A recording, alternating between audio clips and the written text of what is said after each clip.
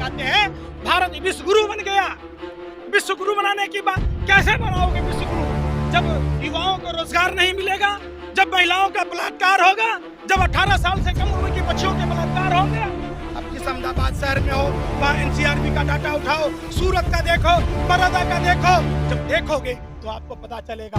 शिकार करके खाओगे, आप पैंट पहन रहे हो कि नहीं पहन रहे हो, आप हर बात में बात होती है आपसे कानपुर की, करनाल की, तो आप चल जाते हो काबुल और कंधार।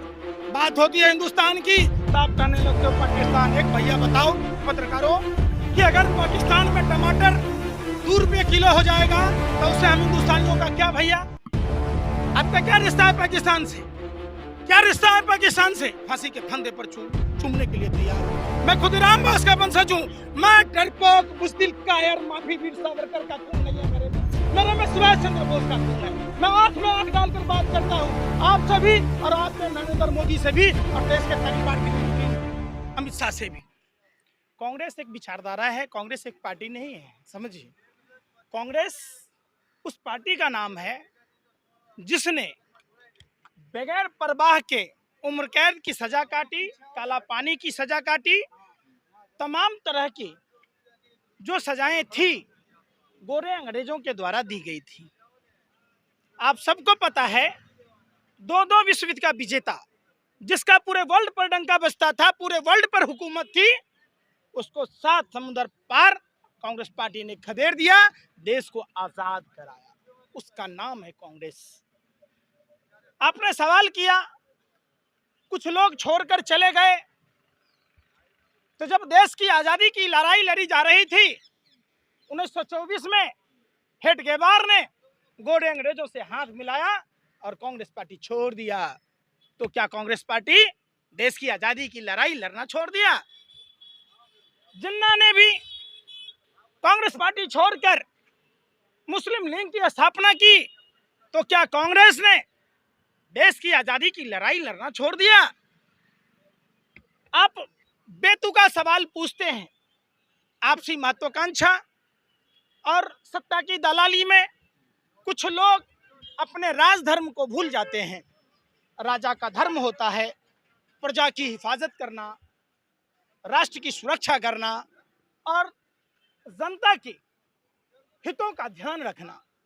कुछ लोग राजनीति के नाम पर कलंक हैं, धब्बा हैं, वो सिर्फ और सिर्फ चंद सिक्कों के लिए मुजरा गाते फिरते हैं, कभी यहाँ तो कभी वहां। रह गई बात गुजरात में जो सरकार है, वो सरकार 1998 से लगातार है। 2017 में अभी 6 साल भी नहीं हुए, 3 मुख्यमंत्रियों को बदलना पड़ा। अगर 2023 में गुजरात में चुनाव ना होते तो भूपेंद्र पटेल को भी बदल दिया जाता, ये आप सबको पता है। लेकिन आप लोग भी अपने विज्ञापनों के चक्कर में, सरकार के दमन नीतियों के चक्कर में डर से नहीं बोल पाते, जैसे हमारे गुजरात की भोली भाली जनता नहीं बोल पाती है। जो सरकार के विरोध में बोलती है, घंटों नहीं लगते गुजरात सरकार के महकमे के पुलिस और तमाम अधिकारी उसके घर पर चले जाते हैं, उसके घर के लोगों को परेशान करते हैं, मानो वो आजाद भारत में ना जी रहे हो, वो गोरे अंग्रेजों के दलाल और मुखबिर भारतीय जनता पार्टी के शासित राज्य में जी रहे हैं। तो डर और खौफ का ये आलम है।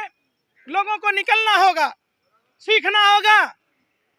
और राष्ट्रपिता महात्मा गांधी और सरदार पटेल ने जो स्वाभिमान, जो इज्जत जो बख्शी थी गुजरात के लोगों को, उसको वापस लेने के लिए फिर से निकलना होगा अपने घर और मकानों से, जंग लड़ना होगा भाजपा और आरएसएस के बेईमानों से।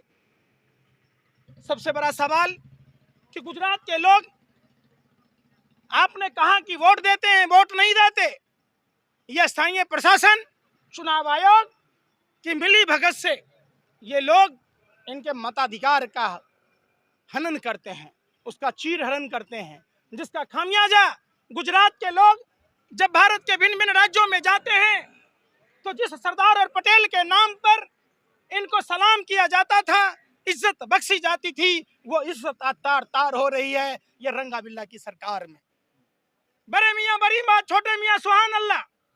ये दोनों अंग्रेजी हुकूमत की तरह सरकार चला रहे हैं। वही बात मैं कहने जा रहा हूं, गुजरात की सरकार सिर्फ गुजरात से नहीं चलती है, ये दिल्ली से चलती है और दिल्ली सरकार की जागीरदार है। ये पूरा भारत देखता है। आखिर इसी गुजरात में जब जाली नोट छापने के मशीन पकड़े जाते हैं, जब जाली नोट बरामद होता है, जब काला धन बरामद होता है, जब बार बार ड्रग्स बरामद होता है, बार बार जहरीला शराब बरामद होता है, तो आखिर ये डबल इंजन की सरकार क्यों नहीं बोलती है? साफ है मतलब। कौन लोग हैं जो लोग सत्ता में बैठे हैं? आखिर क्यों गुजरात के लोगों को जहरीली शराब पिलाकर अंधा बना रहे हैं, उनकी किडनियां फेल कर रहे हैं, उन बच्चों को यतीम कर रहे हैं, उन माँ बहनों को विधवा बना रहे हैं? कौन लोग हैं? और आप सबने देखा होगा, ड्रग्स जो बार बार खेप गुजरात में पकड़ा जाता है, उसमें भारतीय जनता पार्टी से संबंध रखने वाले लोग पाए जाते हैं। बहुत ही दुखद बात है, मोरबी की घटना। मोरबी का पुल गोरे अंग्रेजों के द्वारा बनाया गया था। सैकड़ों वर्ष बीत जाने के बाद भी वह पुल का कुछ भी नहीं हुआ। अभी हाल ही में उस पुल का इनॉग्रेशन का काम हुआ। 7 महीने बंद थे और उस आदमी को ठेका दिया गया जो भारतीय जनता पार्टी के लिए भीड़ इकट्ठा कराता है, जो भारतीय जनता पार्टी की रैलियों में भीड़ लाता है, जो भारतीय जनता पार्टी के चुनाव प्रचार में बैनर पोस्टर लगाता है। वो घड़ी बनाने वाले को पुल का ठेका दे दिया गया।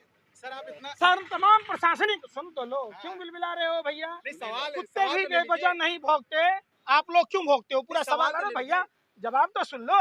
क्यों मिर्ची लग रही है? अरे भैया सुन तो लो यार, शांत रहो। मैं मानता हूँ कि आपने बोटी खा रखी है भाजपा कार्यालय का, तो भौंको मत। सुनो, आप बताओ, आप पत्रकारिता करते हो, आपको हम हवाई जहाज समा दें, चला लोगे? तो घड़ी बनाने वाले को अगर उस पुल के मरम्मत का काम मिलेगा तो निश्चित तौर पर वैसा ही होगा। इसी गुजरात है जिस गुजरात को राष्ट्रपिता महात्मा गांधी ने, सरदार पटेल सरीखे जैसे लोगों ने अपने खून पसीनों से सींचा था। आज उसी गुजरात को किस तरीके का अपमानित होना पड़ रहा है। यह लड़ाई चुनाव गुजरात की जनता लड़ रही है। यह देश की दूसरी आजादी की लड़ाई। फिर से यह ऐतिहासिक गुजरात का चुनाव होगा। आपके सारे तंत्र फेल हो जाएंगे, सारे electronic media, print media, social media fail हो जाएगी। जो सरकार के पैसों पर, एक बात बताइए, आप लोगों ने बात की आम आदमी पार्टी की, एआईएम की, भारतीय जनता पार्टी की, एक बात बताइए, आप गुजरात के आम जनता को बरगलाने का काम करते हैं। भाजपा को वोट देना, आम आदमी को वोट देना, एएम को वोट देना भाजपा को जिताने के बरोबर है। तो क्या प्रोपेगेंडा फैलाते हैं ये दोनों? अरे सुन तो लो यार, फिर मैं क्या बोला? अरे सुनने रहे, क्यों बिलबिला रहे हो? क्यों बेवजह भौंकते हो? कुत्ता भौंकता है बेवजह, तो फिर आप क्यों भौंकते? मैं कहता हूँ 16 फिल्म का सिक्का आप ही के पास है? चित भी मेरा, पट भी मेरा, सिक्का मेरे बाप का है। आप समझो, आप जो जिस आम आदमी पार्टी की प्रचार कर रहे हैं, जिस एएम की प्रचार कर रहे हैं, उनसे पूछिए कि ये उत्तर प्रदेश के चुनाव में क्या करने जाते हैं। अभी हाल में बिहार का चुनाव था, ओवैसी साहब ने भारतीय जनता पार्टी के उम्मीदवार को चुनाव जितवा दिया। ये लोग तमाम जो अपने आप को विपक्षी पार्टियां कहती हैं, विपक्ष का मतलब होता है जनता के मुद्दों को, जनता के सरोकारों को, सत्ता पक्ष के लोगों से सवाल पूछना। फिर आखिर क्यों ये, जब भारतीय जनता पार्टी का आतंक, कुकर्म देश की जनता के सर चढ़कर बोल रहा है, नहीं तो हमें बिहार से आकर गुजरात में क्यों आना पड़ता? आप सोचिए, वही राष्ट्रपति महात्मा गांधी के धरती पर हूँ, उसी सरदार पटेल की धरती पर हूँ, इस धरती को मैं चरण स्पर्श करता हूँ। ये धरती मेरे लिए गर्व की बात है। राष्ट्रपिता महात्मा गांधी जी ने चंपारण से सत्याग्रह शुरू किया था, जो आजादी की लड़ाई का प्रतीक बना। सवाल है पत्रकार बंधुओं, अगर आप भी रोटी खाते हो, अन्न खाते हो, तो आप जनता के सरोकारों को दिखाओ। चूंकि आप लोकतंत्र के चौथे स्तंभ हैं, सजग प्रहरी हैं। आप अगर हराम का खाते हैं तो भाजपा का गुण गाइए। अगर गोबर को च्यवनप्राश समझकर खाते हैं, आपके दिमाग में अगर भूसा भरा है, तो आप भाजपा का गुणगान करते रहिए, मुझे कोई फर्क नहीं पड़ता। फर्क सिर्फ इसलिए पड़ता है कि जब मैं देश के बारे में सोचता हूँ, मैं किसी राजनीतिक पार्टियों के बारे में नहीं सोचता। चुनाव में राजनीतिक पार्टियां जीतती हैं, हारती हैं। जब देश के बारे में सोचता हूँ तो क्या कारण है हमारे देश का जीडीपी गिर रहा, लगातार गिर रहा? क्या कारण है कि हंगर रिपोर्ट में हम नेपाल और पाकिस्तान से पीछे हो गए?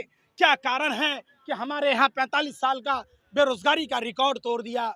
क्या कारण है सरहदों पर पड़ोसी मुल्क श्रीलंका और नेपाल जैसे लोग हम पर आंखें तरेड़ रहे हैं? क्या कारण है कि हमारे यहाँ आटा पर भी जीएसटी लग गया, दूध दही पर भी जीएसटी लग गया, रसोई गैस के दाम बढ़ गए, महंगाई का मार है। उस पर हम सोचते हैं। सवाल है और सर, देश विश्व गुरु बन रहा है, आप कह रहे हैं महंगाई की बात कर रहे हो, कह रहे हैं 2047 में सब कुछ ठीक हो जाएगा। आप निश्चित, अरे सुन तो लो पहले इनका, ये निश्चित तौर पर गोवन को च्यवनप्राश समझकर कहते हैं भारत विश्व गुरु बन गया। विश्व गुरु बनाने की बात कैसे बनाओगे? विश्व गुरु जब युवाओं को रोजगार नहीं मिलेगा, जब महिलाओं का बलात्कार होगा, जब 18 साल से कम उम्र की बच्चियों के बलात्कार होंगे। आप जिस अहमदाबाद शहर में हो वहाँ एनसीआरबी का डाटा उठाओ, सूरत का देखो, बड़ौदा का देखो। जब देखोगे तो आपको पता चलेगा। आप सच, ये तो पूरे देश में हो रहा है। अच्छा, आपके बाप दादा कपड़ा नहीं पहनते थे, आप कपड़ा नहीं पहनोगे? शिकार करके खाओगे? आप पैंट पहन रहे हो कि नहीं पहन रहे हो? आप हर बात में बात होती है आपसे कानपुर की, करनाल की, तो आप चल जाते हो काबुल और कंधार। बात होती है हिंदुस्तान की तो आप कहने लगते हो पाकिस्तान। एक भैया बताओ पत्रकारों कि अगर पाकिस्तान में टमाटर 2 रुपये किलो हो जाएगा तो उससे हम हिंदुस्तानियों का क्या? भैया आपका क्या रिश्ता है पाकिस्तान से? क्या रिश्ता है पाकिस्तान से? और क्या बात करते हो? आप बात करो कि अगर बेरोजगारी 45 साल के रिकॉर्ड को नहीं तोड़ा होगा तो मैं अपने ऊपर एनएसए लगवाने के लिए तैयार हूं। मैं फांसी के फंदे पर चूमने के लिए तैयार हूं। मैं खुदीराम बोस का वंशज हूं। मैं डरपोक, बुज़दिल, कायर, माफी वीर सावरकर का खून नहीं है मेरे में सुभाष चंद्र बोस का खून है। मैं आंख में आंख डालकर बात करता हूं आप सभी और आपके नरेंद्र मोदी से भी और देश के तरीपार गृह मंत्री अमित शाह से भी। है हिम्मत? जवाब दो कि महंगाई कितने साल का रिकॉर्ड तोड़ा। जवाब दो। सर, जो कुछ भी हो रहा है देश हित में हो रहा है। 2040 के बाद बीजेपी में सब कुछ ठीक हो जाएगा। अरे बेशर्मो, आप बता, श्रीलंका जैसी आप दवाई आप जैसे पत्रकारों की भी होने वाली है भारत में, अंधभक्तों की और देश के दलाल मीडिया के पत्रकारों की 3 दवाई, लात, जूता और पिटाई। आपको क्या गलवान की जो घटना हुई वो देश हित में है? महंगाई देश हित में है? बहन बेटियों की इज्जत आबरू देश हित में है? मोरबी की घटना देश हित में है? जो वो नर्मदा नहर परियोजना टूट गई वो देश हित में है? अरे बेशर्मो, इतने गिर जाओगे, शर्म करो। अरे सुनो, बुंदेलखंड की सड़क टूट गई, मानो रुई का पुल हो। आप देखो मोरबी का पुल टूट गया, आप नर्मदा नहर परियोजना देखो। हादसा था, ये तो एक हादसा था। अब बंगाल में क्या था? बंगाल में वो तो मोदी जी ने कहा था, अरे भैया तो मोदी जी कौन है? देश के प्रधानमंत्री हैं। आप किस पर सवाल पूछ रहे हो? वो एक्ट ऑफ गॉड है, एक्ट ऑफ फ्रॉड है? आप बताओ। हम बोल रहे ये बानी आपकी सुनो। किसी का अगर मिठाई खिला के मुंह मीठा नहीं करो तो मीठा तो बोल लिया करो। करवे क्यों बोलते हो नीम से भी करेला? सवाल जवाब दो ना। आप देखो, आप गलियों में घूमो। सर, आपको सुनो लबड़ाई करते हो। आप जिस धर्म को मानते हो आपको उस धर्म का वास्ता, आपको आपके राष्ट्र धर्म का वास्ता। आप गुजरात में हो, गुजरात के गलियों में जाओ, गुजरात के लोगों से पूछो, उनकी भावनाएं जो कहती हैं उसको दिखाओ, आपको होश ठिकाने आ जाएंगे। कुछ डाटा है हमारे पास, कहाँ चलिए। जब देख लिए कुत्ता के पूंछ पर लात पड़ता है तो कुछ बलबला जाता है, बलबला गए आप हैं। धीरज रखो। राज्य के सकल घरेलू उत्पाद 2017-18 से लगातार गिरावट में है। अब एक बात बताओ, उस पर कोई चर्चा होती है क्या?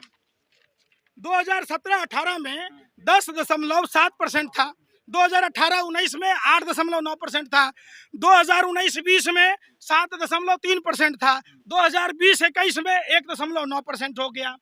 वर्ष, अरे सुन तो लो यार, क्यों बकबका रहे हो? ये कांग्रेस की रिपोर्ट पढ़ रहे हैं सर आप? कांग्रेस की रिपोर्ट है ये आपके पापा की रिपोर्ट है, हमारी नहीं है, जिसकी दलाली करते हो आप लोग। कांग्रेस क्या, सुनो, देश के बारे में नहीं सोचते हो। गुजरात की जीडीपी कहाँ है? पढ़े लिखे हो? बिल्कुल। एक आतंकवादी से भी गए गुजरे हो आप पत्रकार। आतंकवादी एक जगह बम फोड़ सकता है, आप लोग पूरे देश को गर्त में ढकेल देते हो। अरे सुनो फिर सवाल, अरे जरूरी नहीं है, जरूरी नहीं है कि AK-47 बम होना जरूरी आतंकवादी के लिए है। हमने देखा है आसाम में एक पत्रकार जिसके हाथ के गले में कैमरा, हाथों में माइक था, उसने कैसे उस युवक की घुटनों से हत्या कर दी। आप लोग वैसे ही गिरे हुए पत्रकार हो, सवाल पूछो। अरे बेवकूफों, सवाल पूछो कि 2003 से अब तक राज्य में बड़े निवेश के नाम पर 9 वाइब्रेंट गुजरात कॉन्फ्रेंसेस हुई, जिसमें अतियोक्सित कहा जाता है कि 2011 तक हुई। पहली 5 कन्वेंशन के आंकड़े जारी किए गए, उसकी हकीकत मैं अब आपसे बताता हूं। उसी गुजरात वाइब्रेंट के नाम पर ऋषि अग्रवाल का नाम सुना था? नहीं सुना? कौन है ऋषि अग्रवाल? आप बताइए। अरे पूछ रहा हूँ, पत्रकार तुम हो कि हम हैं? तुम ही सवाल आप बताइए, आप बोल रहे पूरी रिपोर्ट दे रहे हैं। आप लोग पत्रकारिता नहीं ना कर रहे, भाजपा के दलाली कर रहे। पहले के राजा महाराजा भांड रखता था, अब आप जैसे को पाल लिया है पालतू। सुनिए पहले, सुनिए, ऋषि अग्रवाल देश का भगौरा है जो हजारों करोड़ रुपया लेकर भाग गया, फुर हो गया है। देश में मजदूर कोरोना में घर नहीं गया, ऋषि अग्रवाल कैसे भाग गया भैया? और प्रधानमंत्री उसको कोरिया लेकर गए थे, उसको 2-2 जगह जमीन कैसे दिया? छोड़िए, अभी बताता हूँ, भगोनों की लंबी लिस्ट है। 2003 में इन्होंने वादा किया था कि 66,068 करोड़ रुपए का निवेश हुआ, और क्या निवेश हुआ? वास्तविक निवेश हुआ 30,746 रुपया। 2005 में इन्होंने कहा था 1,06,160 करोड़ का निवेश हुआ, और निवेश कितना हुआ? 37,939 करोड़ रुपया। 2007 में 4,65,309 करोड़ रुपए के आंकड़े दिए गए, और निवेश हुआ 1,07,897 करोड़। 2011 में 20,83,047 करोड़ के वादा किया गया, और 29,813 करोड़ निवेश हुआ। आप जब यहाँ देखिएगा 2020-21 में गुजरात का कुल कर्जा 2,98,810 करोड़, और GSDP का 18.4%। रवि के अनुसार राज्य पर बकाया देनदारी 2022 में 4,02,785 रुपए है। गुजरात की सामाजिक आर्थिक स्थिति बहुत ही चिंताजनक है। गुजरात में देश की 5% आबादी रहती है। राज्य में लिंग अनुपात जो है वो 919 है, जो देश के लिंग अनुपात का 943 से बहुत कम है। श्रम शक्ति अनुपात 41% है, जिसमें महिला श्रम शक्ति अनुपात 23.4% है। कुल श्रमिकों में 50% किसानी और मजदूरी पर निर्भर करते हैं। झुग्गी बस्तियों में 3,45,998 घर हैं। इन झुग्गियों में रहने वालों की संख्या 16,80,000 के पार है, जो प्रधानमंत्री का सपना था। क्या सपना था? क्या सपना था? भाइयों एवं बहनों, मित्रों, मेरा तो सपना है हर सड़क के ऊपर में छत होगा, हर छत के नीचे नल होगा, हर नल में जल होगा, हर घर में बल्ब होगा। तो जो गुजरात के हमारे भाई 16,80,000 लोग बेघर हैं, जिनको घर नहीं है, प्रधानमंत्री जी वादा तेरा वादा, तेरे वादे पे पूरा गुजरात ही नहीं पूरा देश मारा गया, उस पर बात कीजिए ना। यहाँ शिशु मृत्यु का जो हमारे बच्चे, जो नौनिहाल बच्चा, युवा, छात्र देश की रीढ़ होता है, उसका जो अनुपात देखिएगा तो 1,000 पर 29 बच्चों की मृत्यु हो रही है। जो है ये बहुत ही कम है। 5 वर्ष से कम आयु के मातृत्व मृत्यु दर जो है वो 1000 में 75 है। राज्य की खुदरा महंगाई दर सबसे ज्यादा है 2022 में, ये सारे 11% थे। बहुत सारे आंकड़े हैं, बहुत सारी बातें हैं, लेकिन गुजरात के लोग इस बार के चुनाव में आप लोगों पर भी थूकेंगे। आप कम से कम देश में जो आपने आज जो भी गंदगी है वो आप लोगों की बदौलत है। सुनिए ना, अशिक्षित युवाओं में, अरे सुन तो लो भाई, डाल देना NSA में, यूपीए में डालते हो ना। अशिक्षित युवाओं में बेरोजगारी और युवाओं को शिक्षा न दे पाने में गुजरात सबसे आगे है। उदाहरण के तौर पर 3400 तलाटी पदों के लिए 17 लाख तक के आवेदन आए थे। यह इस बात का प्रमाण है। गुजरात में औसतन वेतन सबसे कम है। उदाहरण के तौर पर निर्माण के क्षेत्र में, कंस्ट्रक्शन कंपनी क्षेत्र में मजदूरों का प्रतिदिन का वेतन 300 रुपये से भी कम है, 285 रुपया है। अब समझिए, ये तो सच्चाई है। छोटे छोटे, मैं फिर आपसे कहता हूँ, आपको पत्रकारिता के प्रोफेशन का वास्ता, आपको आपके धर्म का वास्ता, आपको आपके माँ बाप का वास्ता, आप गुजरात की गलियों में जाइए, बिल्कुल आप लोगों से कीजिए, अपने चैनलों में बैठकर झूठा प्रोपेगेंडा मत फैलाइए। कोरोना ने एक संदेश दिया है। जो मोदी जी कहते हैं, आप तो कह रहे हैं इतनी कि ये कमी है, वो जो गुजरात मॉडल है वो क्या था? जो गुजरात मॉडल लेकर ही पूरे देश में देखिए, फिर मैं इस बात का दुर्विरोधी हूँ। प्रधानमंत्री मोदी जी अभिनय के मास्टर हैं, नौटंकीबाज हैं, हर बात को भावना से जोड़ देते हैं। देश के प्रधानमंत्री अरे को सुन आप तो लो, नौटंकीबाज कह रहे हैं सर। हम कौन है? हम कौन है? आप नागरिक हो, संविधान में कुछ अधिकार है हमारा? बिल्कुल अरे नागरिक आप राम और कृष्ण की बात करते हो ना, राम प्रभु श्री राम से एक माँ सीता के बारे में उसकी जनता ने पूछा तो क्या, सुन तो लो, अरे अंधभक्तों, दलालो, सत्ता के हवसियों, सुन तो लो, मैं क्या कह रहा हूँ। प्रभु श्री राम ने अपने उस प्रजा को फांसी पर लटका दिया क्या? प्रभु श्री राम राजा थे कि नहीं थे? तो उसने प्रजा की बात सुनी कि नहीं सुनी? तो जो लोग राम और कृष्ण की बात कहते हैं तो क्या वो हमारी बात को नहीं सुनना चाहिए? क्या गुजरात की जनता की बात नहीं सुनना चाहिए? आप बताओ। आप कह रहे हो राजा हैं, अरे भैया हम प्रजा हैं, हम मालिक हैं, हम वोट देते हैं, हम इन नेताओं का जो जनता के टैक्स के पैसों से अय्याश की जिंदगी जीते हैं। आज मोदी जी क्या कहते थे? मेरी माता उतावल चलती थी, बाप दलमताई बेचता था, है? तई भैया 85,000 करोड़ का विमान कहाँ से आता है? करोड़ों का जो मर्सिडीज, विदेशी गाड़ियां। अरे तो वही तो कह रहा हूँ, अब मालिक कौन है? धरने को दिया बंदूक हो गए हवलदार, है? हमने आपने ना, अरे सुन लो यार, आप लोग कांग्रेस के कथावाचक हो, हैं? आपको नहीं, आप मैंने पूजा कराने आए हो। अरे आप सवाल पूछो, आप देश के बच्चे हो, देश की रोटी खाते हो, नमक हराम हो, पूछो, सवाल पूछो सरकार से। आंख में अरे मरनोल लगा लेना अपने पिछवाड़े में, जलन होती होगी तुम्हें कि मोदी जी के बारे में कहता है। सवाल पूछो ना यार। आप हिंदू मुसलमान पर आ जाते, भारत पाकिस्तान पर आ जाते, पूछो कि देश की जीडीपी का क्या हुआ? क्या हुआ? वो कह तो रही थी कि देश की जीडीपी देखो नोट पे डला दो, गणलक्ष्मी की फोटो सबसे बढ़ जाएगी अपने आप ही। अरविंद केजरीवाल कह रहे हैं सर। हो गया। परिवर्तन संस्था और स्वामी विवेकानंद इंटरनेशनल फाउंडेशन, वो कौन लोग थे? उन लोगों को जिसको फंडिंग किया गया, रामलीला मैदान का किराया कौन दे रहा था? टेंट का खर्चा कौन दे रहा था? वहाँ जनरेटर कहाँ से थे? वहाँ खाद्य सामग्रियाँ कहाँ से थी? और वहाँ भीड़ कहाँ से इकट्ठा किए गए? रामलीला मैदान के जो षड्यंत्रकारी थे, अन्ना हजारे कहाँ मुजरा गा रहा? तो आप जब देखिएगा, स्वामी विवेकानंद इंटरनेशनल फाउंडेशन जिसका मुख्यालय चाणक्यपुरी में है और उसके फाउंडर मेंबर अजीत डोभाल हैं, जो राष्ट्र के सुरक्षा सलाहकार हैं, जिनके बेटे का व्यापार पाकिस्तान में चलता है। नहीं समझे? तो सुनिए, ये इन्वेस्टमेंट है। विदेश की कई संस्थाओं ने उन लोगों को पैसा दिया। चूंकि भारत की अर्थव्यवस्था 2014 में तीसरी अर्थव्यवस्था थी, हमारी गिनती अमेरिका, जर्मनी, जापान से हो रही थी, अब हम पीछे हो गए नेपाल से, पाकिस्तान से, भूटान से, श्रीलंका से। सर ये है देश का पूरे विश्व में डंका बज रहा है और आप कह रहे हैं कि देश पीछे जा रहा है। मोदी जी से मशवरे लेकर रूस ने जंग रोक दी और आप कह रहे हैं शाबाश, नया ईंटा लाऊंगा, अब पीठ ठोकूंगा तेरा। पूछो क्यों? हंगर रिपोर्ट में हम नेपाल से पीछे हो गए। और सर ये सारी रिपोर्ट सुनो, आप पत्रकार बीजेपी वाले कहते हैं। अरे सुन तो लो यार, आप पत्रकार लहंगरा हो, लहंगरा समझते हो? एगोता थेथर, एगोता थूथूर, एगोता महाथूथूर। एक आदमी कहा गया तेरे पिछवाड़े में पीपल का पेड़ जन्म गया, कहा कोई बात नहीं जी, छाए हो रहा है, छाए होगा, वही काम कर रहे हो। हम भुखमरी में कहाँ चले आए? हंगर रिपोर्ट बताता है।